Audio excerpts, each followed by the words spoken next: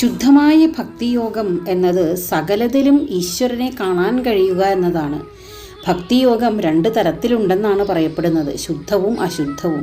ഈ ഭൗതിക ലോകത്തിൽ നിന്നും എന്തെങ്കിലുമൊക്കെ നേടിയെടുക്കാൻ വേണ്ടിയും താൻ ആഗ്രഹിച്ച കാര്യങ്ങളെല്ലാം ഭംഗിയായി നടത്തിത്തരുന്നതിനുമെല്ലാം ഭക്തന്മാർ ഈശ്വരനോട് പ്രാർത്ഥിക്കാറുണ്ട്. ഇങ്ങനെ ഫലം ആഗ്രഹിച്ചുകൊണ്ടുള്ള ഭക്തി, എന്തിനേറെ മോക്ഷം ആഗ്രഹിച്ചു കൊണ്ടുള്ള ഈശ്വരഭജനം പോലും അശുദ്ധമാണ് എന്നാണ് പറയുന്നത്. എല്ലാം ഈശ്വരമയമായി കാണാൻ കഴിയുന്ന ഒരു അവസ്ഥയിലേക്ക് ഒരു ഭക്തൻ ഉയർന്നാൽ അവന് പിന്നെ ഒന്നും ചോദിക്കാനും യാചിക്കാനും ഒന്നുമില്ല.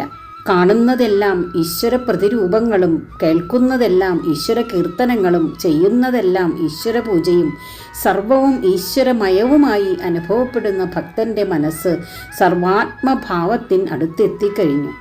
അവൻ്റെ മനസ്സ് പരിപൂർണമായും ശുദ്ധമായി കഴിഞ്ഞു.